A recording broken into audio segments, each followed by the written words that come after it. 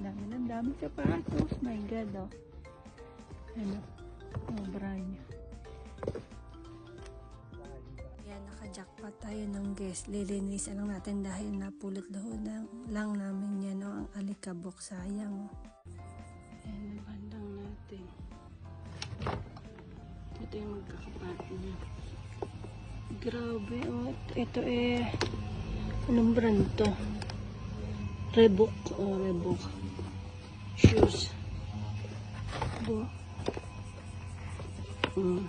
Ito ay Nike. Ang bigat siya. Pero napulot namin kagabi na mas mga kamintas na mali ang pagminin mo. Nasa $100 may ito. Guess. Bago pa eh. Oh.